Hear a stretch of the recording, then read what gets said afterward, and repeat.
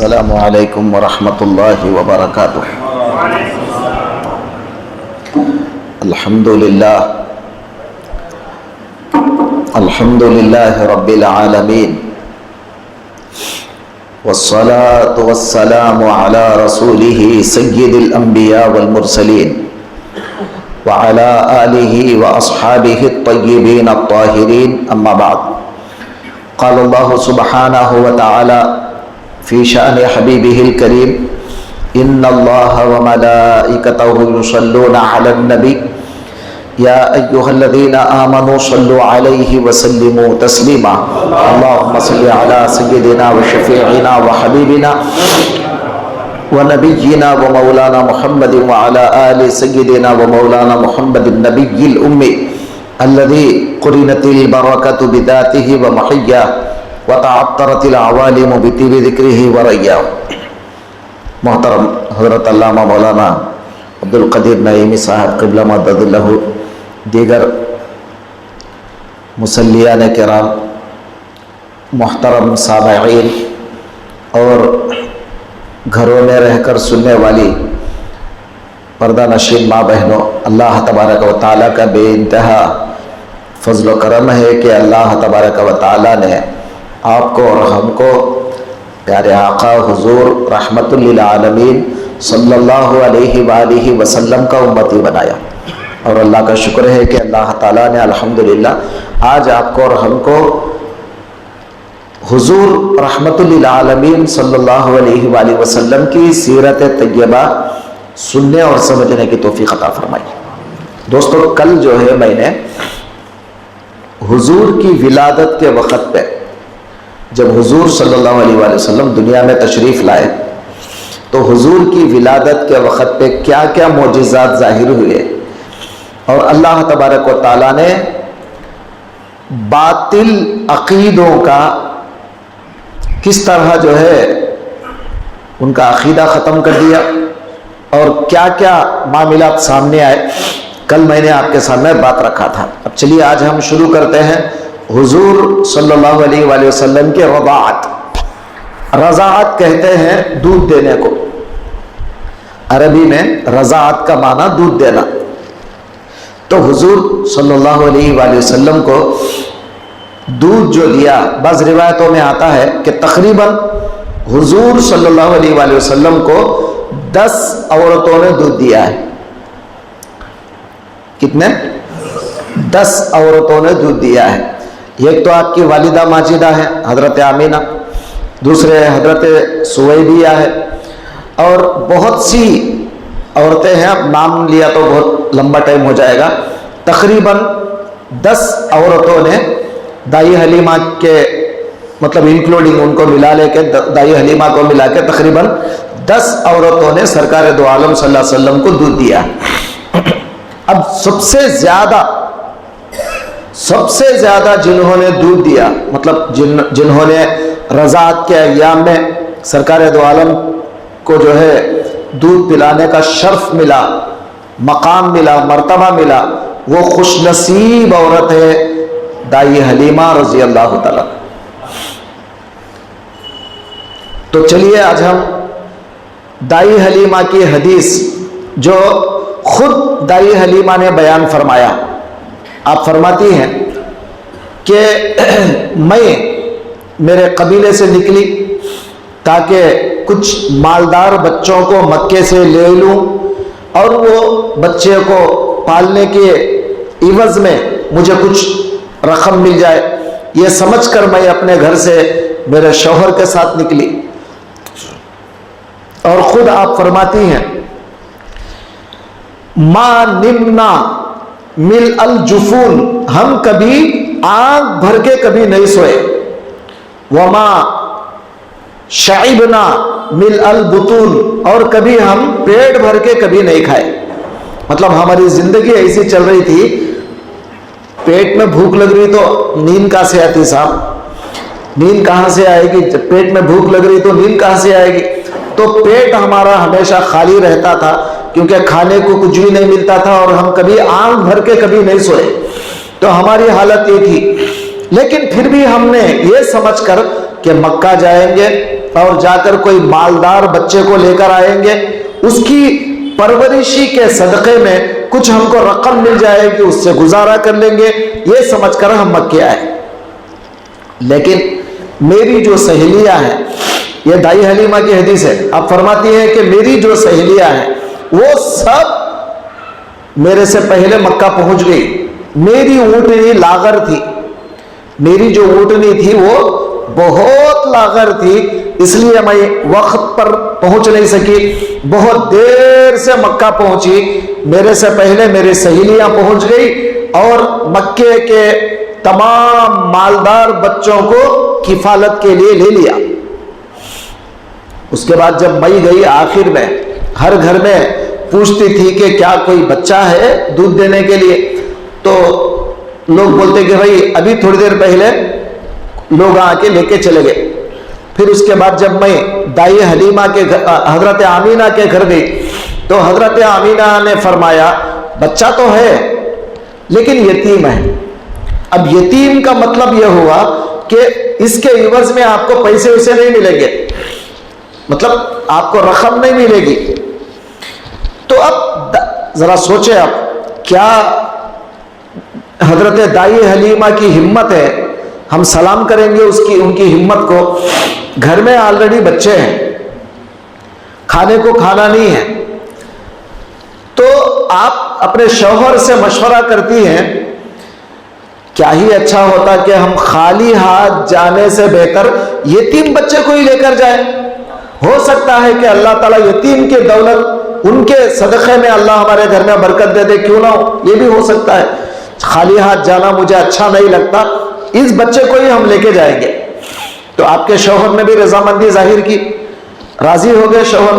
تو اب آپ کیا کی، جب سرکار دو عالم کو دیکھا تو آپ فرماتی ہیں جب سب سے پہلے میں نے محمد کو دیکھا تو لال کپڑے میں، یہ حضرت دائی حلیمہ کے اقوال ہیں، لال کپڑے میں مطلب ان کو لپیٹا گیا تھا، اور اس کے بعد اتنے خوبصورت اتنے نورانی مجھ سے رہا نہیں گیا، فوراً میں نے جو ہے نا ان کو جلدی اپنے گود میں لینا چاہا۔ وہ مجھے دیکھ کر مسکرائے، مجھ سے اب رہا نہیں گیا، فوراً میں لے لی اور بچے کو دودھ پلانا شروع کر دی۔ حضور اکرم رحمت عالم ایک طرف کا دودھ پی لیے، دوسری چھاتی کا دودھ نہیں پیتے ہیں، دوسری طرف کا دودھ نہیں پیتے ہیں۔ تو اب دائی حلیمہ کوشش کرتی ہے کہ دوسری طرف کا بھی دودھ پیے، مگر آپ نہیں پیتے۔ تو حضرت آمینہ سے کہتی ہیں کہ کیا بات ہے، یہ بچہ ایک طرف کا دودھ تو پیتا دوسری طرف کا نہیں پیتا۔ تو آمینہ نے کہا ارے یہ بچہ عام بچوں کی طرح نہیں ہے، چونکہ یہ جب سے میرے پیٹ میں آیا ہے میں نے کئی خوبیاں، کئی خوابوں کو میں نے دیکھا ہے، یہ بچہ پوری امت کا سردار ہونے والا ہے، یہ بچہ انصاف پسند ہے۔ حلیمہ ایسا معلوم ہوتا ہے کہ تیرا کوئی دودھ کا بچہ اور ایک بھی ہے، شاید تو اس کو چھوڑ کے آ گئی ہے۔ وہ اس بچے کا حق مارنا نہیں چاہتا، دیکھ رہے ہیں آپ؟ تو کیا یقین تھا اپنے ماں کو کہ یہ بچہ کتنا انصاف پسند بچہ ہے۔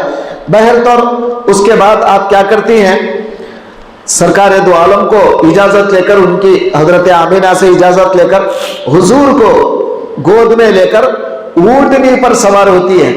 اب وہی اونٹنی تھی نا، اونٹنی تو بدلی نہیں، وہی اونٹنی تھی جو لاغر تھی، کمزور تھی، سب سے پیچھے آئی تھی۔ جیسے ہی سرکار کو دائی حلیمہ نے لیا، وہ اونٹنی ایک دم تیز رفتار ہو گئی اور ایک دم اس کے اندر پھرتی آ گئی۔ اب وہ خوشی سے جھومنے لگی، اب جلد سے جلد جانے کے چکر میں ہے۔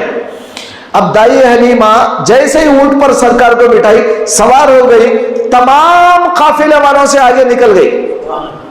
اونٹنی تیز رفتاری کے ساتھ دائی حلیمہ کو لے کے جا رہا ہے۔ اب ذرا غور فرما رہے ہیں، یہ کوئی بناوٹی واقعہ نہیں ہے، ایک کتاب میں نہیں، تمام سیرت کی کتابیں لکھتے ہیں۔ تو دائی حلیمہ اتنی تیز چلی گئی سرکار کو لے کر، سارے لوگ پوچھ رہے ہیں حلیمہ کیا ہوا؟ فرمایا ارے وہی یتیم کا صدقہ ہے تم چھوڑ کے آ رہے ہو, آج وہ یتیم کے بدلے میں اللہ نے میری اونٹنے میں بھی طاقت عطا فرما دیا. تو ہمارے شیخ نور المشائخ نوری شاہ علیہ الرحمہ فرماتے تھے کہ بابا ہم امت محمدیہ ہیں. ہم کون ہیں؟ امت محمدیہ ہیں. سب پیغمبروں سے آخر میں آئے, انشاءاللہ جنت میں حضور کے صدقے میں سب سے پہلے جائیں گے. دائی حلیمہ جیسا سب سے آخر میں آئی, سرکار کو نہیں تو سب سے پہلے نکل گئی. ہم امت محمد بھی انشاءاللہ سرکار کے صدقے میں سب امتوں سے آخر میں آئے, سب سے پہلے جنت میں جائیں گے. تو اب آگے بڑھے. پھر سرکار دو عالم صلی اللہ علیہ وآلہ وسلم کو لے کر جب جا رہی تھی, ایک بازار آیا. وہ بازار کا نام تھا سوق العکاظ. عکاظ نام تھا اس کا بازار کا. اس بازار میں گئے تو بازار کی طرف سے جب گزر رہی تھی تو ایک یہودی عالم وہاں پر تھا. اس نے دیکھا حضور کو, کیونکہ علامات نبوت کیا ہے, سرکار جہاں جہاں جاتے ابر کا ٹکڑا حضور کے اوپر چلتا تھا. ایک ابر کا ٹکڑا. حضور کو کبھی دھوپ نہیں لگتی تھی, کبھی بھی حضور کو دھوپ نہیں لگتی تھی. آپ نے سنا ہوگا حضور کا سایہ نہیں ہے. سایہ کہاں سے پڑتا؟ دھوپ پڑا تو سایہ پڑے گا نا, دھوپ ہی نہیں تو سایہ کہاں سے آگا. تو سرکار دو عالم کے اوپر ہمیشہ جو ہے ایک ابر کا ٹکڑا سایہ فگر رہتا ہے, ہمیشہ سایہ کرتے رہتا ہے. تو وہ راہب دیکھ لیا یہ کیا بات ہے, یہ ابر کا ٹکڑا چل رہا ہے یہ بچے کے اوپر.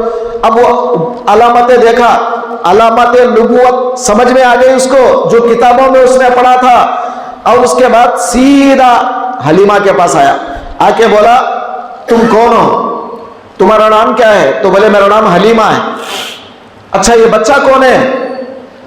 کیا یہ بچے کا نام محمد ہے؟ تو حلیمہ کہتی ہے ہاں محمد ہے. اچھا کیا اس کے باپ ہے اس وقت؟ تو دائی حلیمہ کیا کرتی ہے, اپنے شوہر کو بتا کے بولتی ہے یہ بچے کے باپ ہے. تو وہ یہودی کیا کہتا ہے, تمام علامتیں تو میں نے آخری زمانے کے پیغمبر کی علامتیں بچے میں پا رہا ہوں, لیکن میں نے کتاب میں پڑھا ہے کہ بچے کا باپ نہیں ہوگا.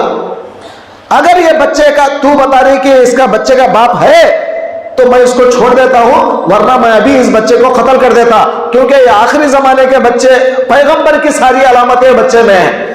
دائی حلیمہ سمجھ گئے, فوراً سرکار کو لے کر وہاں سے نکل جاتی ہے. آخر کار جب اپنے قبیلے کو آئی, حوازن اور ثقیف. آج کل آپ لوگ طائف کی طرف جاتے ہیں نا, مکے سے لوگ طائف کو جاتے ہیں نا, عمرے کو گئے, حج کو گئے تو طائف کو جاتے, اور طائف کے راستے میں پڑتا ہے حوازن اور ثقیف کا یہ قبیلہ. تو آپ وہاں پر جب چلی گئی قبیلے کے اندر, تو آپ کے گھر میں جو بکریاں تھی وہ بکریوں کے تھنوں میں دودھ نہیں تھا, اسی لیے تو آپ پیٹ بھر نہیں کھاتے تھے نا. بکریوں کے تھنوں میں دودھ نہیں, اونٹوں کو چارہ نہیں, کچھ نہیں تھا. تو دائی حلیمہ فرماتی ہے جیسے ہی ہم نے محمد کو لے کر گھر پہنچے, ہمارے بکریوں کے تھنوں میں دودھ آ گیا. یہاں پر بھی اللہ بتا رہا ہے عقیدہ, کیا دودھ گھاس کی وجہ سے نہیں آتا, دودھ پتوں کی وجہ سے نہیں آتا, اللہ دیتا ہے تو آتا ہے. تو اللہ یہاں پر عقیدہ بھی بتانا چاہتا ہے, اللہ تمہاری ضرورت پوری کرنے والا حاجت روا ہے, پتے گھاس تمہاری ضرورت پوری کرنے والے نہیں. مولا اگر چاہا تو بغیر ذریعے کے بھی تمہیں رزق دیتا ہے.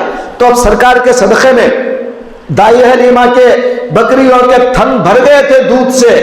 تو دائی حلیمہ اب فرماتی ہے ہم آرام سے کھا رہے تھے. ایک زمانہ تھا کہ ہم آنکھ بھر کے کبھی سوئے نہیں, پیٹ بھر کے کبھی کھائے نہیں. آج ہم آرام کی نیند سو رہے تھے اور مزے میں پورا کھا رہے تھے. اب آپ ذرا مجھے بتائیے, ساری تاریخ کی کتابیں بتا رہی کہ دائی حلیمہ نے رسول اللہ کو پالا, مگر میں یہ بول رہا ہوں کہ رسول اللہ نے دائی حلیمہ کو پالا. سمجھے آپ کو بات سمجھ میں؟ دائی حلیمہ رسول اللہ کو نہیں پال رہی, الٹا رسول اللہ دائی حلیمہ کے پورے خاندان کو پال رہے. تو رسول کی وجہ سے تو ان کے جو ہے تھنوں میں دودھ آ گیا. تو سیرت کے آپ دونوں پہلوؤں پر غور کرو. ایک پہلو پر غور مت کرو، دو پہلوؤں پر غور کرو سیرت کے۔ سرکار دو عالم کی سیرت طیبہ کوئی معمولی سیرت نہیں ہے۔ پھر اس کے بعد اب اس زمانے میں دائی حلیمہ فرماتی ہیں کہ میرے بکریوں کے تھنوں میں دودھ آ گیا، میرے گھر میں برکت آ گئی، تو تمام بستی میں سب کو پتا چل گیا۔ حضرت دائی حلیمہ کو بولتے تھے، حلیمہ تیرے گھر میں وہ برکت والا بچہ آ گیا، یتیم بچے کو جو تو لائی اس کی وجہ سے برکت آ گیا۔ تو لوگ یہاں تک عقیدت ان کی بڑھ گئی کہ اگر کسی کو سر کا درد ہوتا، پیٹ کا درد ہوتا، یا جو ہے کوئی تکلیف ہوتی، سیدھا حلیمہ کے پاس آتے، آ کے کہتے حلیمہ وہ تیرے برکت والے بچے کو لا، اس کا پیر لگا تاکہ اس کی وجہ سے ہمیں شفا نصیب ہو جائے۔ تو دائی حلیمہ کیا کرتی؟ سرکار دو عالم کے پیر مبارک کو ان کے جہاں بھی درد ہوتا وہ درد کے مقام پر رکھتی تو ان کو شفا ہو جاتا۔ کیا خوش نصیب تھے ہوں گے وہ قبیلے والے، سرکار دو عالم صلی اللہ علیہ وآلہ وسلم کے قدم مبارک بھی ان کو ٹچ ہوئے ہیں۔ بات سمجھ رہے ہیں؟ تو بہرطور یہ سارے واقعات گزر چکے ہیں دائی حلیمہ کے پاس۔ اب تقریباً 2 سال گزر گئے، دودھ کا جو پیریڈ ہوتا ہے وہ 2 سال تو ختم ہو گئے۔ اب دائی حلیمہ کی ذمہ داری ہے واپس کرنا سرکار کو، مگر دائی حلیمہ کی طبیعت نہیں چاہتی کہ سرکار کو واپس کریں۔ مکہ آئی، آ کر آمینہ سے ریکویسٹ کرتی ہیں، درخواست کرتی ہیں کہ اماں جان اگر آپ کی اجازت ہو تو اور 2 سال کے واسطے میں لے جاؤں گی۔ حالانکہ دودھ کی عمر تو ختم ہو گئی، لیکن آپ کی اجازت ہو تو 2 سال اور میں مزید رکھ لوں گی اگر آپ کی اجازت ہو۔ تو آمینہ فرماتی ہیں ارے میری بھی تو خواہش ہے کہ میں بچے کو اپنے پاس رکھ لوں، مگر تم جب زیادہ اصرار کر رہی ہو چلو کوئی بات نہیں میں اجازت دے دیتی ہوں۔ تو آمینہ رضی اللہ عنہ نے اجازت دے دیا۔ پھر 2 سال کے لیے سرکار کو لے کر آئی، گھر کو آئی۔ اب روایتوں میں آتا ہے جب حضور علیہ السلام کی عمر مبارک 3 سال ہوئی، 3 سال، اس وقت کا واقعہ ہے کہ حضور علیہ السلام ذرا آہستہ آہستہ چلتے تھے، چھوٹے تھے، چلتے پھرتے تھے۔ تو ایک دن دائی حلیمہ سے آ کر کہتے ہیں کہ امی جان یہ میرے بھائیاں کہا جاتے ہیں روزانہ، کیونکہ دائی حلیمہ کے بچے بھی تو تھے نا جو بکریاں چرانے جاتے تھے۔ تو دائی حلیمہ کہتی بیٹا محمد یہ بکریاں چرانے کے لیے جاتے ہیں۔ تو حضرت نے فرمایا امی جان مجھے بھی اجازت دو، میں بھی جاؤں گا، میں بھی بکریاں چرانے جاؤں گا میرے بھائیوں کے ساتھ۔ تو بولتے بیٹا ابھی تم چھوٹے ہو کیسا جاؤ گے بھائیوں کے ساتھ؟ نہیں میں جاؤں گا، آپ مجھے اجازت دو۔ اب جب اصرار کرے حضور تو آپ انکار نہیں کر سکی، تو اجازت دے دی آپ نے۔ تو پھر بھائیوں کو تاکید کیا کہ بیٹا محمد کی حفاظت کرنا، دیکھتے رہنا ان کو، کیونکہ تم بکریاں چرانے جا رہے ہو، حفاظت کرو تمہارے بھائی کی۔ اب جب حضور گئے وہاں پر، روایتوں میں آتا ہے وہاں پہلی مرتبہ شق صدر کا واقعہ پیش آیا۔ کیا بولتے ہیں اس واقعے کو؟ شق صدر، صدر کہتے ہیں سینے کو، شق کے معنی ہے پھاڑنا۔ ہوا کیا؟ 3 فرشتے آئے اللہ کے پاس سے، 3 فرشتے آئے، اور ایک فرشتے کے ہاتھ میں پورا آپریشن کا سامان تھا، مطلب وہ چھری، چاقو، اور وہ سینے کے واسطے، سینے کے لیے تمام چیزیں، آلات وغیرہ، تمام آپریشن کا سامان تھا۔ ایک تشت میں جو ہے زمزم تھا، تمام چیزیں تھی۔ تو حضور علیہ السلام کے وہ سینے کو حلق سے لے کر ناف تک پورا پھاڑ دیا گیا۔ اس کے بعد اندر سے دل نکالا گیا، دل نکال کے پورا زمزم سے دھو دیے، اور اندر ایک چھوٹا سا حصہ ہوتا ہے اس کو حظ الشیطان کہتے ہیں۔ کیا بولتے ہیں؟ ہمارے پاس بھی رہتا ہے، ہمارے پاس اس کا اثر زیادہ ہوتا، وہ تو اللہ کے نور ہے، اس کا اثر سرکار کو کچھ نہیں ہونے والا۔ آپ سمجھ رہے نا میری بات؟ اس کا اثر سرکار کو ہونے والا نہیں، مگر اللہ نے مناسب نہیں سمجھا کہ وہ بھی حضور کے دل میں نہیں رہنا، ذرہ بھی حصہ شیطان کے لیے باقی نہیں رہنا، اس کو بھی نکال دیا جائے۔ عربی میں اسے کہتے ہیں حظ الشیطان، اس کو نکال دیا گیا۔ تمام چیزوں کو نکال کے زمزم سے پورا دل دھو دیا گیا، اور اس کے بعد حکمتوں سے بھر دیا گیا. پھر وہ دل کو اپنے پاس رکھ کر پھر سینے سے لے کر وہاں تک سی دیا گیا. اتنا بڑا آپریشن معمولی بات ہے؟ آج کل ہماری عورتیں جانتی ہیں جب بڑا آپریشن ہو گیا پیٹ کا تو کتنے مہینے ریسٹ لینا پڑتا؟ کم سے کم 1 ہفتے تک تو عورت اٹھ سکتی نہیں. سمجھ رہے ہیں؟ اب سرکار دو عالم کو اتنا بڑا آپریشن ہوا اور سرکار دو عالم چل کے گھر کو آ گئے. اس سے پہلے جو ہے نا یہ بھائیاں بھاگے. ارے حضور ہمارے بھائی کو کوئی تینوں پکڑ لیے ہیں, وہ تینوں کا مقابلہ یہ بچے کیا کریں گے؟ بھاگ کے آ گئے. امی جان کو آ کے سنا رہے, امی جان آج ہمارے بھائی کو کوئی دشمنوں نے پکڑ لیا ہے اور ان کو چیر پھاڑ دیا ہے. حضرت آمینہ حضرت حلیمہ پریشان ہو گئی, یہ کیا ہو گیا, یہ کیا ہو گیا؟ فوراً آپ بے چینی کے عالم میں اب نکل رہی گھر سے, اتنے میں حضور گھر کو آ بھی گئے. فرماتے امی جان گھبرانے کی کوئی ضرورت نہیں. جب آپ دیکھتی ہیں کپڑے نکال کر کوئی آثار نہیں دکھتے آپ کو آپریشن کے. یہ ہے اللہ کے نور. کیا ہے یہ؟ اب آپ سمجھ رہے ہیں میری بات؟ بشر میں نور میں یہی فرق ہے. ایک بشر کو جب سیا جاتا ہے وہ سارے سیون دکھتے ہیں, تکلیف ہوتی ہے, وہ ہٹ نہیں سکتا, اس کا جسم جمنے کے لیے کئی مہینے لگ جاتے ہیں. مگر یہ اللہ کے نور کا جسم ہے, فوراً جم جاتا ہے, فوراً کھل جاتا ہے. اور ایک بات آپ کو بتاؤں, شق صدر 1 بار نہیں ہوا, 4 بار ہوا. کتنے بار ہوا؟ آگے بتاؤں گا انشاءاللہ آپ کو سیرت میں 4 بار ہوا. اب آپ بتائیے, عورتوں کو جو آپریشن کرتے نا ڈاکٹرز, 1 بار ایسا پھاڑتے ادھر رائٹ سائڈ, 1 بار لیفٹ سائڈ, 1 بار ایسا, 3 بار پھاڑ دیے, 4تھے بار پھاڑنے کو موقع نہیں ہے. وہ لوگ پڑھتے بھائی اب موقع نہیں ہے, پہلے اندر سے بچہ دانی نکال دو ورنہ بچے کیا بولتے ہیں, اور ایک آپریشن کرنے کے لیے موقع نہیں ہے, عورت کے جان کو خطرہ ہے کیا نہیں؟ تو اب 1 مرتبہ جب سیون پڑ گیا دوبارہ اس جگہ پہ آپ سی نہیں سکتے. مگر سرکار دو عالم کو جہاں پھاڑا گیا 4 مرتبہ وہ جگہ کو پھاڑا گیا اور 4 مرتبہ سیا گیا. زندگی میں سرکار کے جسم پر کوئی اثر نہیں. آپ فرما رہے ہیں تو نور میں بشر میں یہی فرق ہوتا ہے. تو سرکار دو عالم اللہ کے نور ہیں. سرکار بتا رہے ہیں دنیا کو, لوگو انا بشر مثلکم, میں تمہارے جیسا انسان ضرور ہوں لیکن تمہاری انسانیت میں میری انسانیت میں زمین اور آسمان کا فرق ہے. سمجھ رہے ہیں؟ دکھنے میں تمہارے جیسا ہوں مگر میرے جیسی انسانیت تمہارے اندر نہیں ہے. سمجھے؟ میں اللہ کا نور کا بنا ہوا ہوں, میری بشریت الگ ہے, تمہاری بشریت الگ ہے. چلیے آگے اور مزید تفصیل بتاؤں گا آپ کو. اب دائی حلیمہ ڈر جاتی ہیں, یہ کیا ہو گیا ہے؟ فوراً جو ہے نا آمینہ کے پاس لے کر آ جاتی ہے مکے کو ڈر کر. کیا ہو گیا؟ ایسی حالتیں آ گئی. حضرت آمینہ پورا قصہ سننے کے بعد کہتی ہیں حلیمہ گھبرانے کی کوئی بات نہیں ہے, یہ بچہ سارے عالم کا سردار ہے اور یہ جو آئے ہیں ان کے پاس یہ اللہ کے فرشتے آئے ہیں اور ان کو اس قسم کی خوشخبریاں ہوتی رہتی ہیں, کوئی گھبرانے کی ضرورت نہیں, لے کے جا تو آرام سے, کوئی ڈرنے کی ضرورت نہیں. کتنا اطمینان ہے دیکھیے والدہ کو, کیونکہ یہ بچے کے ساتھ کوئی برا سلوک نہیں ہو سکتا. پھر دائی حلیمہ 1 سال اپنے پاس رکھتی ہیں. ایک واقعہ یہ آتا ہے کہ دائی حلیمہ کی ایک بچی تھی جو حضور سے عمر میں بڑی تھی تھوڑی سی, تو ان کا نام تھا شیما نام تھا, تو دائی حلیمہ کی بیٹی کا. تو ایک دن حضور صلی اللہ علیہ وسلم باہر کھیل رہے تھے, تو دائی حلیمہ کہتی ہے بیٹا شیما ذرا محمد کو دیکھنا کہ کہیں دھوپ میں کھیل رہے ہوں گے, کہیں دھوپ لگ رہا ہوگا ان کو, کیونکہ وہ امانت ہے دوسروں کی, حفاظت کرنا ان کی.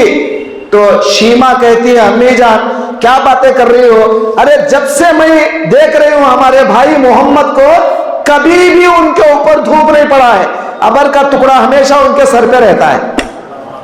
بات سمجھ رہے ہیں؟ تو یہ کیا ہے؟ سرکار دو عالم صلی اللہ علیہ وآلہ وسلم کے علامات نبوت ہے.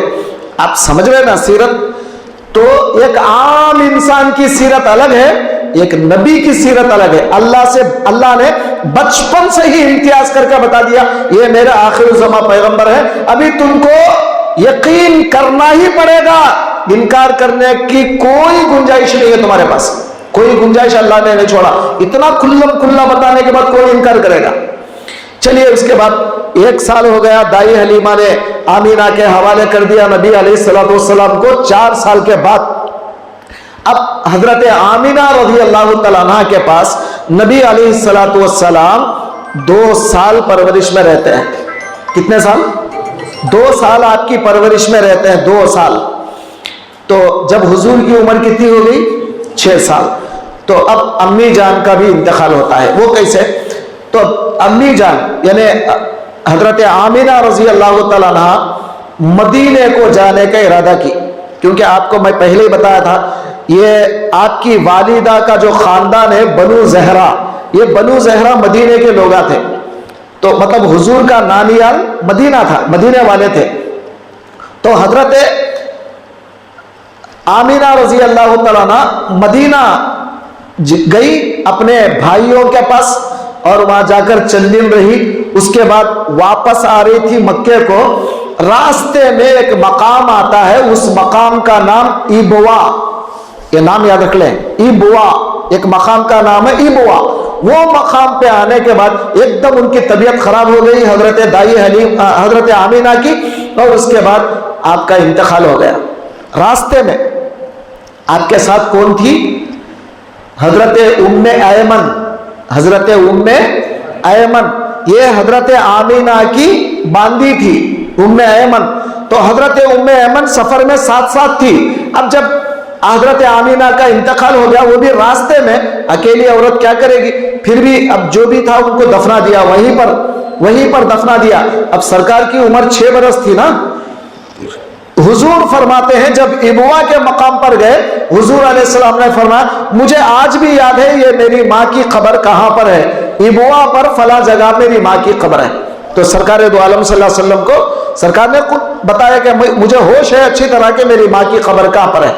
تو بہرحال وہ آپ کے ساتھ جو تھی ام ایمن، انہوں نے جو ہے نا سرکار دو عالم کو ساتھ لے کر ان کی والدہ کو دفنا دیا حضرت آمینہ کو. اس کے بعد اکیلے سرکار دو عالم کو لے کر، اب امانت ہے نا، تو سیدھا لا کر آپ کے دادا عبد المطلب کے حوالے کر دی. تو حضرت عبد المطلب سرکار کے دادا تھے. اب چونکہ والد بھی انتقال ہو گئے، ماں بھی انتقال ہو گئی، تو اب دادا بڑے لاڑو پیار سے پالنے لگے، بڑے لاڑو پیار سے. کیا کرتے؟ یہ تو مکے کے سردار تھے نا، ان کی سیٹ تھی، ان کا ایک مقام تھا، ان کا ایک سجادہ تھا. سجادہ کس کو بولتے ہیں معلوم آپ کو؟ بیٹھنے کی جگہ کو کس کو بولتے ہیں؟ عربی میں سجادے کے معنی کیا ہے؟ ابھی جانماز ہے نا، یہ جانماز پہ اگر کوئی بیٹھا تو یہ جانماز کیا ہے؟ سجادہ، مطلب بیٹھنے کی یہ جگہ ہے.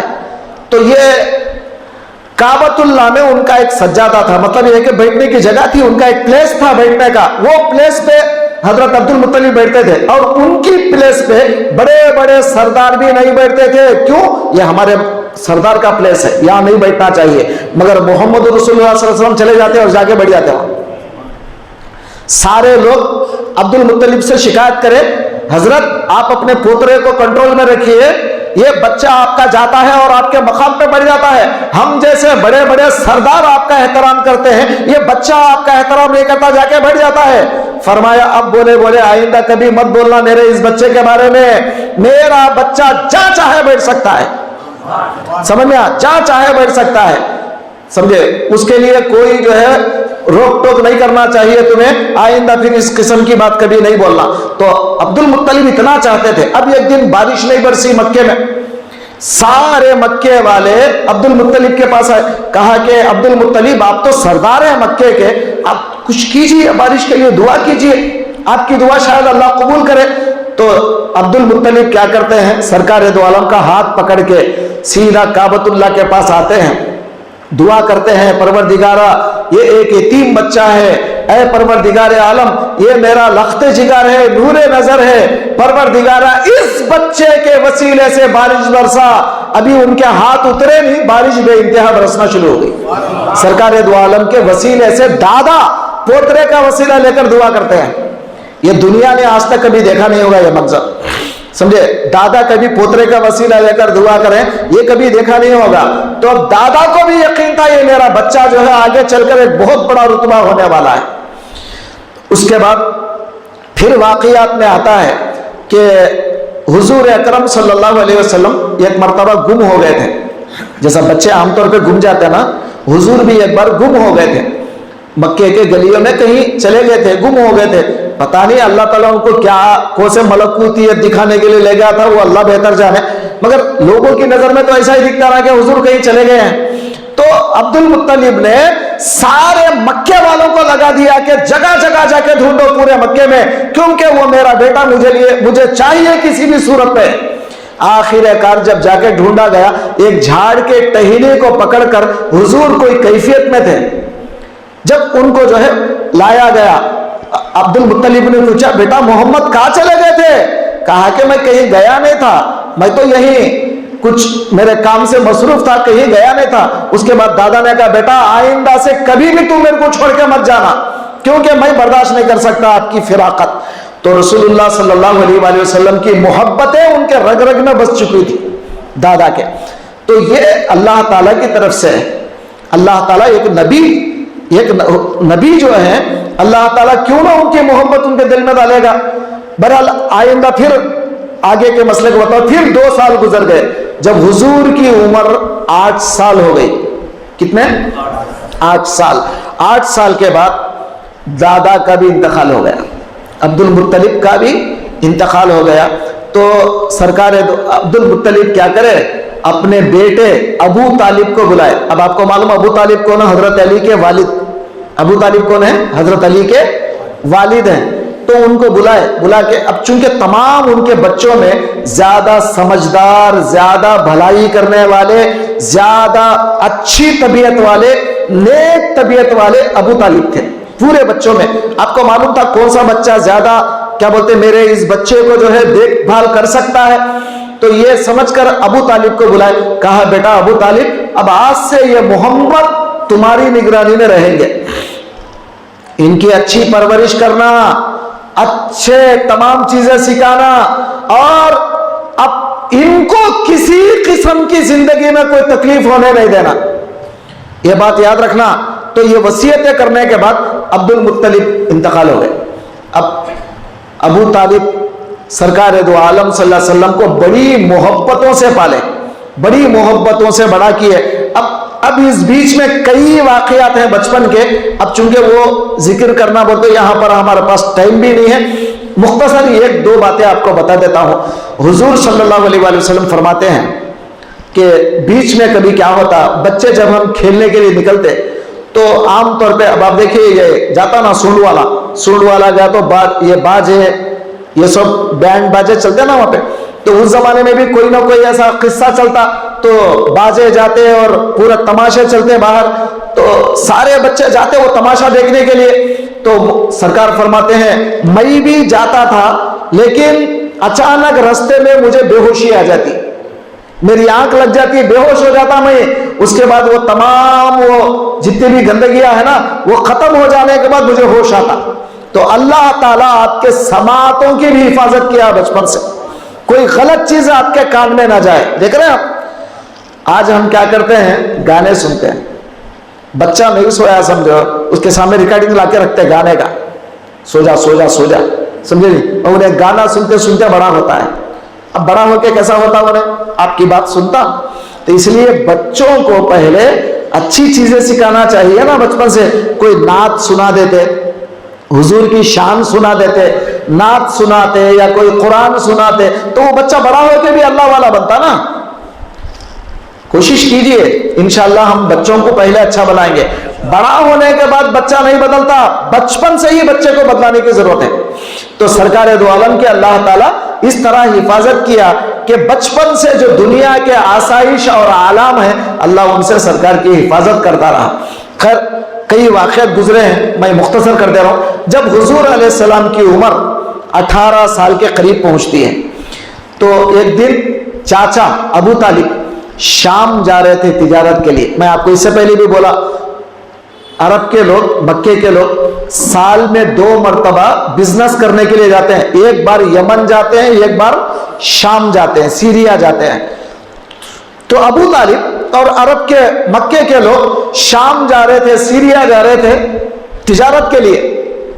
تو سرکار ابو طالب کے سینے کو آ کے لپیٹ گئے, کہا چاچا جان آپ مجھے بھی لے جائیے, میں بھی آنا چاہتا ہوں, میں بھی تجارت سیکھنا چاہتا ہوں, میں بھی بزنس سیکھنا چاہتا ہوں, مجھے لے چلیے آپ. تو ابو طالب کو رہا نہیں گیا, کہا ٹھیک ہے محمد چلو ہمارے ساتھ. اب جب سرکار زیادہ جو ہے نا اصرار کیے تو حضور کو لے کر آگے نکلے. اب مکہ پار ہو کے تھوڑی دور جانے کے بعد ایک چرچ آتا ہے ایک پاسٹر کا. اب یہ واقعے کو غور سے سنیں آپ. ایک پاسٹر کا, اب آج کل کے پاسٹروں کی بات نہیں کر رہا ہوں, یہ تو ڈھیڑا ہے, ان کو نہ علم ہے نہ کتاب کی تعلیم ہے, نہ ان کے پاس کوئی انجیل کی تعلیم ہے, کچھ نہیں ہے. یہ خالی جھوٹوں کا پلندہ ہے, خالی جھوٹ بکتے رہتے ہیں لوگ. ان کے قصے نہیں سنا رہا ہوں. پرانے زمانے کے جو پاسٹرز ہوتے ہیں وہ علم والے تھے اور باقاعدہ تورات انجیل پر بہت عبور تھا اور آئندہ کی تمام باتیں پہچانتے تھے, جانتے تھے, عمل تھا ان کے پاس. سمجھ میں آ گیا نا. تو ابھی ایک راہب ایک چرچ بنایا تھا ایک جھاڑ کے سامنے, ایک جھاڑ کے سامنے اپنا چرچ بنا لیا تھا. اور روایتوں میں آتا ہے کہ وہ جھاڑ 500 سال پرانا تھا. کتنے؟ 500 سال پرانا جھاڑ تھا. اب اس نے کتابوں میں پڑھا تھا یہ جھاڑ کے نیچے عیسیٰ بیٹھیں گے, عیسیٰ کے بعد 400 سال 500 سال تک کوئی بھی نہیں بیٹھے گا سوائے آخر الزماں پیغمبر محمد رسول اللہ کے. وہ جھاڑ کے نیچے کون بیٹھیں گے؟ آخر الزماں پیغمبر محمد کے سوا کوئی بھی یہ جھاڑ کے نیچے نہیں بیٹھے گا. وہ اس نے کتاب میں پڑھا تھا تو اس نے کیا کیا, وہ جھاڑ کے سامنے اپنا چرچ بنا لیا. اب اس کو معلوم ہو گیا, اپنے علم کے ذریعے پتا چل گیا وہ زمانہ قریب آ گیا, آخر الزماں پیغمبر کے دنیا میں تشریف آوری کا زمانہ قریب آ گیا. یہ سمجھ کر وہ چرچ وہاں پہ بنا کے بیٹھ گیا کہ ایک نہ ایک دن وہ نبی آئیں گے, جھاڑ کے نیچے بیٹھیں گے تو میں پہچان لوں گا وہ نبی کو اور میں کچھ ان کی خدمت کروں گا. یہ سمجھ کر وہ اسی نیت کے حساب سے چرچ بنایا اور وہ جھاڑ کی طرف ایک کھڑکی بنا لیا. روزانہ 5 بجے کے وقت وہ کھڑکی کے پاس جھانکتا, دیکھتا وہ جھاڑ کے نیچے کوئی آیا کیا, کوئی بھی نہیں آیا, پھر جاتا اپنی عبادت میں لگ جاتا. ایک زمانہ گزر گیا, قافلے جاتے ہیں آتے ہیں جاتے ہیں آتے ہیں, توجہ نہیں کرتا تھا. اب ایک دن دیکھا کہ حضور رحمت للعالمین صلی اللہ علیہ وآلہ وسلم جا کر وہ جھاڑ کے نیچے بیٹھے اور خود بخود وہ جھاڑ کے پھاٹے حضور کے اوپر سایہ کر رہے ہیں. پھاٹے پھر گئے, ادھر ہے سو پھاٹے ایسا آ کے پھر گئے اور حضور کے اوپر جو ہے سایہ کر رہے ہیں. وہ منظر یہ راہب دیکھ رہا تھا وہ کھڑکی کے اندر سے. جیسے ہی دیکھا, کیونکہ جس کے انتظار میں چرچ بنا کے بیٹھا ہے کیوں نہیں کرے گا, جلدی چپل چھوڑا, بھاگ کے باہر آیا, آ کے اوپر دیکھا تو ابر ہے, علامت نبوت دیکھا, پھر اس کے بعد ساری علامت. اب سمجھ میں آ گیا یہ آخر الزماں پیغمبر محمد ہے. تو فوراً جا کر وہ قافلے والوں کو پوچھا یہ قافلے کے بڑے کون ہیں؟ تو بولے یہ ابو طالب ہے. ابو طالب کو بلایا, بلا کے بولا ادھر آؤ, یہ بچہ کون ہے جو جھاڑ کے نیچے بیٹھے ہیں, ان کا نام کیا محمد ہے؟ تو بولے ہاں محمد ہے. اور ایک نام احمد بھی ہے؟ تو بولے ہاں اور ایک نام احمد بھی ہے. اچھا یہ بتاؤ یہ بچہ آپ کا کیا لگتا ہے؟ تو ابو طالب بولے میرا بچہ ہے, یہ میرا بچہ ہے. تو راہب بولا نہیں تم جھوٹ بول رہے ہو, یہ تمہارا بچہ نہیں ہو سکتا, سچ بتاؤ یہ بچہ کون ہے؟ پھر اور ایک بار بولے نہیں یہ میرا بچہ ہے, کیونکہ بھتیجا تو بچہ ہی ہوتا. تو میرا بچہ ہے. تو بولے نہیں تم جھوٹ بول رہے ہو, تمہارا بچہ نہیں ہو سکتا, کیونکہ میں نے کتاب میں پڑھا ہے کہ یہ بچے کا باپ نہیں ہوگا, یتیم پیدا ہوگا. سچ بتاؤ یہ بچہ کون ہے؟ تو بولے ہاں اب تم صحیح بول رہے ہو, یہ بچہ جو ہے یتیم ہے, یہ میرے بھائی کا بچہ ہے. تو اس کے بعد تمام قافلے والوں کو وہ پاسٹر نے دعوت دیا اپنے چرچ میں اور بلایا, دعوت کھلایا. تو ابو طالب کہتے ہیں ہم اتنے بار شام جاتے, اتنے بار شام سے آتے ہیں, کئی بار گئے کئی بار آئے, کبھی ہمارے کو تو بلایا نہیں اور کبھی ہماری دعوت نہیں, کہ آج کیا ہو گیا تجھے؟ تو بولے یہ جو بچہ بیٹھا ہے یہ آخر الزماں پیغمبر ہے محمد صلی اللہ علیہ وآلہ وسلم, ان کو اب آگے لے کے مت جاؤ, اگر جاؤ گے یہودیاں انتظار میں ہے کہ وہ بچہ کب پیدا ہوگا, ہم اس کو قتل کر دیں گے. تو یہودیاں حضور کے پیدائش سے حضور کے دشمن تھے, اور آج بھی جو یہودیاں مسلمانوں کو مار رہے ہیں, نبی کو مارنے کا پلان بنایا تو پھر ہمارا کیا ہے, مسلمانوں کا کیا ہے؟ ان کے پاس کوئی حیثیت نہیں ہے. وَيَقْتُلُونَ النَّبِيِّينَ بِغَيْرِ حق, قرآن کہتا ہے کہ ناحق کئی پیغمبروں کو شہید کر دیا انہوں نے. تو ایسی بدماش قوم کا کیا اعتبار؟ بہر تو اب وہ راہب جو ہے گزارش کرنے لگا کہ بچے کو آگے لے کے مت جاؤ. ابھی یہ گفتگو چل رہی تھی، اتنے میں دونوں جو ہے یہودیاں وہاں پہ آ گئے، آ کے بولے کچھ پوچھ رہے تھے. وہ آخر زمان پیغمبر کے بارے میں کچھ اطلاع ملا کیا، کیونکہ مکے سے آیا تھا نا قافلہ، وہ قافلے والے کو پوچھ رہے تھے.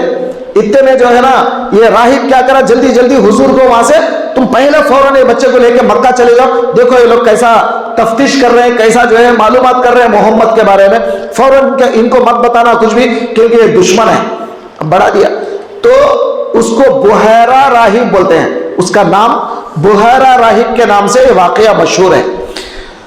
تو پھر اس کے بعد اب سرکار، چونکہ ابو طالب حضور کو واپس بھیج دیے، اب اس کے بعد جو ہے حضور مکے کے اطراف، مطلب بالکل 1 کلومیٹر 2 کلومیٹر 10 کلومیٹر کے اندر ہی، اس کے آگے کبھی حضور گئے نہیں، کیونکہ خطرہ تھا. وہ پاسٹر نے منع کیا تھا آگے بچے کو لے کے مت جاؤ کیونکہ یہودیاں قتل کر دیں گے. تو سرکار کیا کرتے تھے، قریب قریب وہاں بالکل قریب قریب کے جو لوگ ہوتے وہاں جاتے، تھوڑا بزنس کر لیتے، واپس آ جاتے، ایسا تھوڑی دور دور جاتے واپس آ جاتے. اب مکے کے اندر ایک عورت تھی، خوش نصیب عورت، جن کو ہم آج سیدہ خدیجہ الکبریٰ رضی اللہ عنہا کہتے ہیں. سیدہ خدیجہ الکبریٰ گئے، جتنے لوگ عمرے کو گئے، سمجھے، جتنے لوگ حج کو گئے، میں گزارش کرتا ہوں ان سے کہ ان کے مزار پہ جاؤ. سمجھے، مکے کے اندر جو قبرستان ہے نا مکے میں، وہ قبرستان میں کبھی جاؤ آپ تو حضرت خدیجۃ الکبریٰ کے مزار پہ جب آپ جائیں گے، وہاں پر تو وہ لوگ اطراف سے کیا کریں، وہ مزار کے اطراف سے پورا بندی، مطلب ایسے یہ جو جالی رہتی ہے نا، جالی بندی ہے، اندر کوئی جا نہیں سکتا. اور نہیں دکھنا بول کے یہ پلاسٹک کا جیسا یہ رہتا نا، یہ کپڑا نہیں، پلاسٹک کا شیٹ پورا اطراف سے ڈال دیے، مطلب کوئی جانا نہیں اندر، مزار کے اندر نہیں جانا. پرسوں حالانکہ میں کئی بار گیا، مگر پرسوں جو گیا حال میں، تو وہاں جا کے تھوڑا سا ایک جگہ پر وہ مطلب وہ پلاسٹک کا جو ہے وہ ہٹ کے تھا. میں سنا، کتابوں میں پڑھا کہ ان کے مزار پر خوشبو آتی ہے، پڑھا تھا میں. اب جا کے دیکھا تو حقیقت میں آپ دیکھیے مزار کھلا ہے، چلو بھائی بند ہے، اندر سے خوشبو آ رہی، کوئی عود بتیاں لگاتا کیا؟ وہاں بڑے عود بتیاں بولا یار، وہ وہاں بڑے عود بتیاں لگاتے ہیں، تو خبر پہ کوئی عود بتی لگانے والا نہیں، کوئی خوشبو لگانے والا نہیں، کچھ نہیں. تو اتنا بڑا جو ہے جالی ہے. پھر وہ جو کہیں ذرا تھوڑا سا وہ پلاسٹک کا ٹوٹا ہوا ہے، ہم ہٹا کے دیکھتے ہیں کیا خوشبو آ رہی مزار میں سے، اسے خوشبو آ رہی، جبکہ مزار کھلا ہے. وہی اگر بند رہتا تو خوشبو سے نہیں کر سکتے، اب اتنی خوشبو آتی ہے آپ کو. تو میں کتابوں میں پڑھا تھا اسے خوشبو اما جان کے پاس آ رہی، آج بھی اتنی زیادہ خوشبو وہاں پر ہے. تو کس بات کی دلیل ہے؟ ارے سرکار دو عالم کے جسم اطہر سے ان کا جسم جو مس ہوا، آج وہ خوشبو پوری دنیا کو بتا رہی کہ کیا خوشبو ہے. دیکھیں آپ جی، اما جان کے خبر پہ معمولی بات نہیں، کیا خوش نصیب تھی وہ عورت، حضرت سیدہ خدیجہ الکبریٰ رضی اللہ تعالیٰ عنہا. اب اس زمانے میں حضور اکرم صلی اللہ علیہ وسلم کی عمر 25 سال کے قریب ہو گئی تھی. تو خدیجہ الکبریٰ کون تھی؟ مکے میں تمام بزنس مین جو ہوتے ہیں نا، ان تمام میں حد سے زیادہ مطلب پیسہ لگا کر، آج کل ہماری زبان میں پٹو بڑی رکھنا بولتے ہیں نا، پٹو بڑی، ایسا نوجوان بچوں کو پیسہ کیا بولتے ہیں اسپانسر کرتی تھی، اور پیسہ وہ لوگ لے کر نوجوان لڑکے کیا کرتے تھے، تجارت کرتے تھے. اور خود آپ بھی غلاموں کو رکھ کر تجارت کرتی، اپنا جو پرسنٹیج ہوتا آپ لے لیتی، بقیہ ان غلاموں کو جو ہے جو بھی دینا ہے ان کو دے دیتی. تو اتنی کروڑ پتی عورت، بڑا، آپ کے 2 شادیاں ہو چکی تھی، خدیجہ کے 2 شادیاں ہو چکی تھی، دونوں شوہروں کا انتقال ہو گیا. ایک شادی کرے شوہر انتقال ہو گیا، اور ایک شادی کی ان کے بھی انتقال ہو گیا. اب آپ بیزار ہو گئی شادی سے، کیونکہ عورتوں کی طبیعت ہوتی ہے نا 2 شادیاں کرے، اور کیا کرتے، بیزار ہو گئی تھی، شادی کرنے کا ارادہ نہیں تھا. بڑے بڑے بزنس مین مکے کے پیغام پہنچا ہے، خدیجہ ہمارے سے شادی کر لو، تمہارے پاس کروڑوں روپے ہیں، ہمارے پاس بھی کروڑوں روپے، پیسہ بڑھ جائے گا. امی جان نے کسی سے بھی شادی کرنے سے رضامندی ظاہر نہیں کیا، سب کو انکار کر دیا. لیکن اب حضور کے بارے میں جب سنی تو اللہ تعالیٰ دیکھیے سرکار دو عالم صلی اللہ علیہ وسلم کو جو شہرت دیا، ایڈورٹائزمنٹ جو کرایا اللہ تعالیٰ، شہرت جو دیا، امین صادق، کیا ہے؟ دو باتیں، امین صادق، امانت دار، سچے۔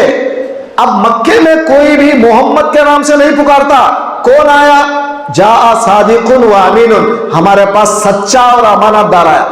تو حضور کو بچپن سے ہی پورا عرب سچا مانتا ہے، کیونکہ کبھی حضور زندگی میں جھوٹ نہیں بولے، اور امانت دار مانتا ہے۔ اس زمانے میں بینک نہیں تھے تو لوگ پیسہ دولت لا کر حضور کے پاس رکھتے تھے، اور جیسا وہ لا کے رکھے ویسے رکھتے تھے، حضور ذرہ بھی ایک ادھر کا ادھر نہیں رکھنا، جیسے ویسے رہتا تھا۔ لوگ آ کر پھر زمانے کے بعد ان کی امانت لے کے جاتے تھے، تو اسی لیے حضور کا نام پڑ گیا امین، امانت دار۔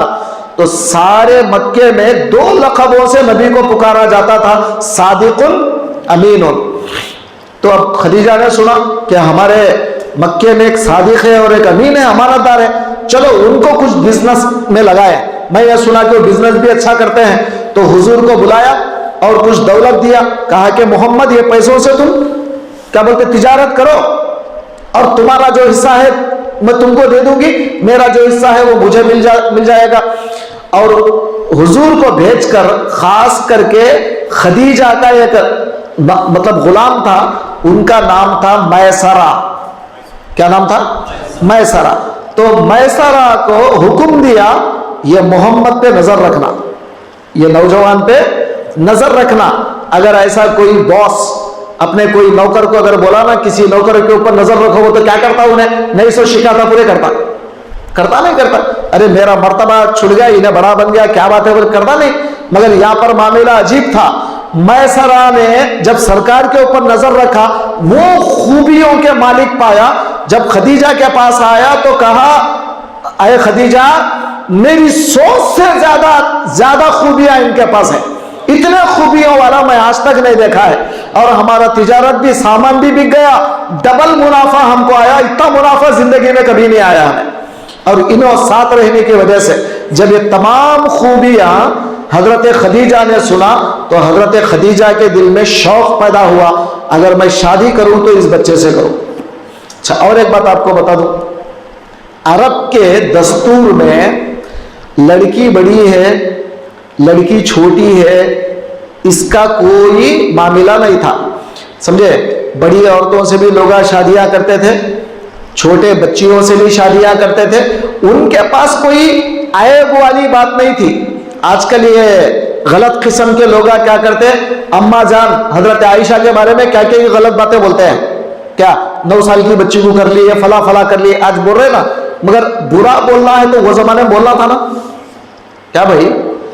اگر برا بولنا تھا تو وہ زمانے کے بارے میں، وہ زمانے کے لوگ بولنا تھا نہیں بولنا تھا؟ کون سی بھی کتاب میں تو ہے، ایک مکے والا بھی تو سرکار دو عالم جب ایک کم عمر کی لڑکی کو شادی کر لیے تو ایک تو بھی کافر کٹر دشمن تھے نا، وہ لگا ایک دشمن تو بھی بولا آپ ایسا کہیں کیوں کر لیے، چھوٹی بچی سے کوئی پوچھا نہیں؟ پوچھا تو مطلب کیا ہے، اس زمانے کا رواج ہی جو تھا تو کون پوچھتا؟ آج کل کے لوگوں کو وہ معلوم نہیں ہے، اس لیے منہ لمبا کر لے کہ جو منہ کو آیا بکتے ہیں۔ خیر اس کا بھی جواب ہے ہمارے پاس، انشاءاللہ بعد میں بتاؤں گا میں۔ تو اس زمانے کے رواج میں کیا تھا، عورت اگر بڑی ہے تو کوئی حساب نہیں کرتے، چھوٹی بھی ہے تو حساب نہیں کرتے، بہرحال شادی جو بھی عمر کی ہو کر لیتے، یہ رواج تھا مکے کا۔ اسی لیے سرکار دو عالم صلی اللہ علیہ وآلہ وسلم کو خدیجہ نے بلایا، کہا محمد تم اپنے چاچا کو بلا کے لاؤ، بات کرنا ہے۔ تو سرکار گئے، ابو طالب کو بلایا، کہا چاچا جان خدیجہ بلا رہی، کچھ بات کرنا ہے آپ سے۔ تو ابو طالب آئے، آنے کے بعد ابو طالب سے خدیجہ نے کہا میں محمد سے شادی کرنا چاہتی ہوں، آپ کا خیال کیا ہے؟ تو ابو طالب بولے بہت اچھی بات ہے، کیونکہ خدیجہ تو کوئی ایسی ویسی عورت نہیں تھی، با اخلاق، پاکیزہ اور پوری عزت دار، تمام لوگوں میں سب سے زیادہ جو ہے نا کیا بولتے تمام عزت والی عورت، اتنی اچھی عورت ملے گی کہاں سے؟ اخلاق والی عورت۔ پیسہ ہونا ایک الگ ہے، با اخلاق ہونا ایک الگ ہے، سمجھ رہے ہیں؟ اور ان کے اخلاق کے چرچے تو پورے مکے میں تھے، اتنی اچھی عورت تھی، یہ عورت سے بڑھ کر کون ملے گے ہم کو؟ تو حضرت رضامندی ظاہر کی ہے، حضور سے کہا محمد خدیجہ کی خواہش یہ ہے وہ تم سے شادی کرنا چاہتی ہے. حضور بولے چاچا جان آپ کی مرضی, آپ جو بولے میں پسند کروں گا. تو اب سرکار دو عالم صلی اللہ علیہ وآلہ وسلم کا نکاح ام المومنین حضرت خدیجہ رضی اللہ تعالیٰ عنہ سے پہلا نکاح ہوا. اب آپ کو ایک بات اور بھی بتاؤں, خطبے نکاح ہم پڑھتے نہیں پڑھتے آیتیں؟ بولو یار, آیتیں پڑھتے نا, کیا پڑھتے ہیں خطبے نکاح میں؟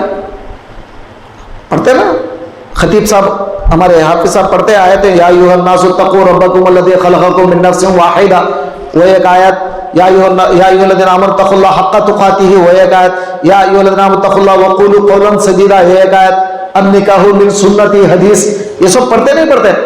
اب آپ یہ بتاؤ, ام المومنین حضرت خدیجہ سے جب نکاح ہوا تھا رسول اللہ کا, خطبے میں قرآن آیا تھا کیا؟ جب تک قرآن تھا, قرآن تو 40 سال کے بعد آنا شروع ہوا نا. حضور کی عمر کتنی ہے؟ 25 سال, قرآن تو تھا نہیں.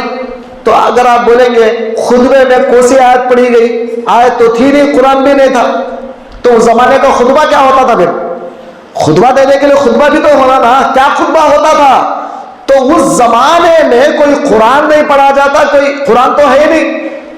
تو خطبے میں کیا ہوتا تھا, جہاں بھی نکاح کی محفل ہوتی 2 خطیب آتے تھے. کتنے آتے؟ ایک دولہے والا خطیب آتا, ایک دلہن والا خطیب, 2 خطیب آتے. خطیب کا مطلب کیا ہے؟ اسپیچ دینے والا. خطیب کا مطلب کیا ہے؟ اسپیچ دینے والا. دونوں آتے. ایک خطیب آ کر دلہن کی طرف سے بولتا, لوگوں یہ جو لڑکی ہمارے خاندان کی آج دلہن بنی ہے, یہ ایسی کیا بولتے ہیں پاک ہے, پوتر ہے, وہ کیا بولتے ہیں چاند پہ چڑھانا ہے, کیسا بھی اوپر آسمان پہ چڑھانا ہے. اب کیا کیا انہیں اشعار پڑھتا, یہ پڑھتا, زبردست تقریر کرتا, یہ خاندان میں بڑے بڑے بہادر گزرے ہیں, فلاں جنگ میں اتنے لوگوں کو سلا دیے, فلاں جنگ میں اتنے لوگوں کو مار دیے, ہمارا ایک دبدبا ہے, ہم لوگ اتنے بڑے لوگ ہیں, ہمارے لوگ اتنے لوگوں کو پچھاڑ دیے, ہمارے لوگوں میں پہلوانا ہے. یہ خطبہ تھا, مطلب اپنے خاندان کی بغیر چڑھانا, اس کے سوا کوئی خطبہ نہیں تھا. اور ادھر دولہے والا بولتا, ہم بھی کچھ کم نہیں لوگوں, ہم نے فلاں جنگ میں فلاں قبیلے والوں کو مار دیا, ہم نے فلاں لوگوں کو, ہمارے پاس اتنے بڑے پہلوان ہیں ان کو مار دیا, اتنے شعراء ہیں, اتنے ادیب ہیں, اتنے خطیب ہیں ہمارے پاس, ہم بھی کچھ کم نہیں ہیں. یہ لوگ ابھی اپنی دال بگاڑتے. یہی تھا خطبہ اس زمانے میں. اب سمجھ میں آئے گی بات.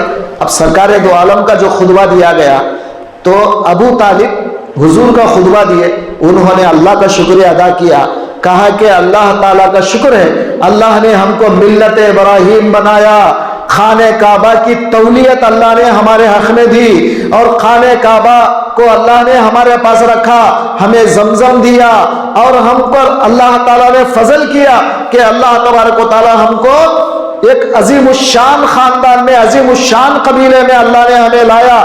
سمجھے, ہم حاجیوں کو پانیاں پلاتے ہیں, ہم جو ہے خدمتیں کرتے ہیں کعبۃ اللہ کی, ہم کعبۃ اللہ کی جو ہے صفائی کرتے ہیں. یہ سب اچھی باتیں بتائے, وہ ان کا خطبہ تھا. اب آپ کو سمجھ میں آئے گی بات. تو سرکار دو عالم صلی اللہ علیہ وسلم کے خطبے میں وہ قرآن کی آیتیں نہیں تھی اس زمانے میں, تو اصل چیز خطبہ نہیں ہے. اب آپ کو کیا معلوم ہوا, نکاح میں اصل چیز خطبہ نہیں ہے, اصل چیز ہے ایجاب اور قبول, گواہ, مہر. کتنے ہیں؟ 3 چیزیں, ایجاب و قبول, گواہ, مہر. بس 3 چیزیں اگر ہے تو نکاح ہو جاتا ہے. ایجاب و قبول کیا ہے؟ کوئی لڑکی اگر بولی میں آپ سے شادی کرنا چاہ رہا ہوں, ڈائریکٹ, ولی ضرورت نہیں, ولی بیچ میں کیا بولتے وکیل, سمجھ میں, وہ مصری کا ڈلہ لے کے بولنے والا ضرورت نہیں ہے, سمجھ میں. تو بہرحال ڈائریکٹ اگر کوئی لڑکی بولی میں آپ سے شادی کرنا چاہ رہی ہوں, انہیں بولا میں قبول کر لیا, 2 مسلمان, چچا پھپھا تایا نانا دادا ضرورت نہیں ہے, کوئی بھی 2 مسلمان اگر سن لیے, دیکھو بھائی تم دونوں سن لو, ہم دونوں آپس میں ایجاب و قبول کر لیے ہیں, اور اتنا مہر ہم مقرر کر لیے, ہو گیا نکاح. آج کل اگر ایسا کرے تو وجے والے کیا بولتے, چوری نکاح کر لیجیے. وہ لگا, ارے وہ دیوان ہو, یہ چوری نکاح نہیں ہے, یہ اصل میں شریعت کے حساب سے نکاح ہے. آپ سمجھ رہے میری بات, برا مت ماننا میری بات کا, کیونکہ آج کل ہمارا ماحول کتنا غلیظ ہو گیا معلوم. نکاح کرے تو چوری بولتا انہیں, زنا کاری کر لیا نا, نہیں لو جی انہیں کو رکھ لے تو لو, کیا بھی نہیں لو بول کے عورت ہی بولتی, بیوی بولتی, میرے انہوں کو رکھ لے لو, پرواہ نہیں لو بول کے انہیں بول رہی. وہ اگر شادی کرنے بول کے معلوم آنا دوسرے دن پولیس اسٹیشن چل جاتی. کتنی گندگی ہے ہمارے ماحول میں. سوچے آپ, نکاح کر لیے تو پولیس اسٹیشن جا رہی, اور رکھ لے تو بیٹھ کے بول کے معلوم ہوا تو کچھ بھی نہیں بول رہی انہیں. تو گندگی کرو مگر نکاح نہ کرو. کیا انصاف ہے یار, کیا زمانہ, کیا دور آ گیا ہمارا. حضور علیہ السلام کیا فرمائے, نکاح کو اتنا آسان بناؤ زنا کرنا مشکل ہو جائے. زنا کرنا مشکل ہو جانا اتنا آسان کرو نکاح کو. ہم کیا کریں, نکاح کو مشکل بنا ڈالے, پہاڑ بنا ڈالے.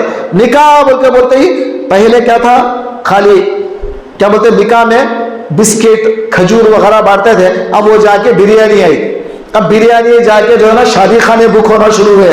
شادی خانہ جا کے اس کے بعد کیا ہوا, اس سے پہلے منگنی, پھر منگنی میں بریانی, پھر اس سے پہلے جو ہے وہ رسم, یہ رسم, یہ رسم, اس کو کپڑے, اس کو کپڑے, پھر اس کے بعد یہ دوستوں کو الگ کپڑے, پھر ان کو الگ. اتنے لمبے چوڑے کہانیاں. اب ایک تصوف دیکھ کے آدمی بولتا شادی کرتے اتنا سب کہاں کرتے یارو, اس سے بہتر غلط کام کر لو جا کے. تو لوگوں کے من میں کیا آ رہا ہے ذرا سوچو آپ. تو آج ہم لوگ خود بدماشیاں ہماری اتنی بڑھ گئی کہ ہم لوگ نکاح کو مشکل بنائے ہم لوگ, جبکہ سرکار نے کیا فرمایا, نکاح کو آسان بناؤ. یہ ایک چھوٹی بات بتا دیتا ہوں. حضور کے پاس ایک صحابی آئے, توجہ کرو آپ. حضور کے پاس ایک صحابی آئے, آ کے کھجور لے کر آئے, کھجور بانٹ رہے ہیں. کھجور بانٹ کے بولے یا رسول اللہ. سرکار نے پوچھا کھجور کے ہیں, تو بولے یا رسول اللہ رات میں میں نے نکاح کیا ہے, یہ ولیمے کے کھجور ہیں. دیکھ رہے ہیں مدینے میں ہے, رات میں وہ نکاح کر لی ہے, اور حضور کو صبح آ کے بول رہے میں نکاح کر لیا. بول کے ہم لوگ رہتے کہا جی میرے کو بلا نہیں گیا نہیں, چونکہ ہماری طبیعت ہی چل گئے, اور وہ سرکار ہیں وہ. کیونکہ نکاح اس زمانے میں کوئی بڑا کام نہیں تھا. آپ نہیں سمجھ رہے, سمجھ گئے نہیں سمجھ گئے. نکاح کوئی بڑا پہاڑ نہیں تھا, ایک چھوٹا کام تھا, وہ کوئی بھی کر لیا, کوئی مسئلہ نہیں تھا. اس واسطے کتابوں میں کیا لکھا ہے معلوم آپ کو, النکاح کالبیع. نکاح بزنس کی طرح ہے. بزنس بولتے کیا, اب آپ 1 لاکھ کا بزنس کریں, 1 کروڑ کا بزنس کریں, کیا دعوت دے کے پورا شادی خانہ بک کر کے 1 کروڑ کا بزنس کریں میں بول کے بولتے ہیں آپ. بازو والے کو پتہ نہیں چلتا نا, پورا بزنس کر لیتے آرام سے. تو النکاح کالبیع, کتابوں میں یہ لکھا ہے نکاح خرید و فروخت کی طرح ہے. ينعقد بالإيجاب والقبول إذا كان بلفظي الماضي. کیا ایجاب اور قبول سے منعقد ہو جاتا ہے جبکہ ماضی کے الفاظ ہو, پاسٹ ٹینس کے الفاظ ہو, دونوں کے الفاظ پاسٹ ٹینس ہو. میں نکاح کر لیا, انہیں بولا میں قبول کر لیا, ہو گیا ختم. تو اسلام اتنا آسان ہے میرے بھائی, اسلام مشکل نہیں ہے. آج ہم لوگ کیا کریں, اسلام کو مشکل میں ڈال دیے, ڈال دے کے الٹا بھی چور کوتوال کو ڈالتا بولتے ہیں نا, ویسا کون تو بھی اگر حلال کرا ابھی اس کے اوپر فتوے لگاتے, یہ ایسا کرا, انہیں ایسا کرا, انہیں ایسا کرا, ابھی فتوے لگانا شروع کر دیتے. یہ ہماری شریعت ہے, اللہ ہماری حفاظت فرمائے. بات سمجھ گئے. تو یہ چونکہ نصیحت کی بات ہے, ایسا نہیں کہ سیرت سن لیے خاموش بیٹھ گئے, ایسا نہیں ہے. چلیے آگے بڑھتے ہیں. اب حضرت خدیجہ الکبریٰ رضی اللہ تعالیٰ عنہا سے سرکار دو عالم کی شادی ہو گئی الحمدللہ. اس کے بعد سرکار دو عالم صلی اللہ علیہ وآلہ وسلم کو خدیجہ سے پورے مکمل 8 بچے تھے. کتنے؟ 7 بچے تھے. کتنے؟ 7. 3 مرد بچے اور 4 عورت بچیاں. عورت بچیوں میں حضرت زینب, حضرت رقیہ, حضرت ام کلثوم, حضرت فاطمہ رضی اللہ عنہا. تو یہ چاروں کے چاروں کو لڑکیاں ہیں. اور بچوں میں حضرت قاسم, حضرت طاہر, حضرت طیب رضی اللہ عنہ. یہ تینوں جو ہے نا کیا تھے, سرکار حضرت خدیجہ کی اولاد. اور ایک لڑکا حضرت ابراہیم, 8واں لڑکا حضرت ابراہیم, وہ جو ہے, اور ایک بیوی حضرت ماریہ سے پیدا ہوئے مدینہ جانے کے بعد, وہ بعد میں بتاؤں گا آپ کو میں, ان کا نام حضرت ابراہیم ہے. یہ تقریباً یہ 3 مرد بچے اور 4 عورت بچیاں سرکار کی صرف حضرت خدیجہ سے ہیں. تو چلیے اب یہاں تک بات آپ کو سمجھ میں آئے گی. اب چلیں, حضور کی عمر شریف 35 سال کی ہوتی ہے. کتنے؟ انشاءاللہ کل سنیں گے ہم. کتنے سال کے بعد؟ 25 سال کی عمر میں آپ کا نکاح ہو گیا, اور 35 سال کی عمر کے بعد کیا کیا حالات پیش آتے ہیں انشاءاللہ ہم کل سنیں گے. دعا کریں گے اللہ تعالیٰ سے اللہ آپ کو اور ہم کو کہنے سننے زیادہ عمل کی توفیق عطا فرما دے. واسطہ تیرے حبیب پاک کا صلی اللہ تعالیٰ علیہ خیر خلق محمد.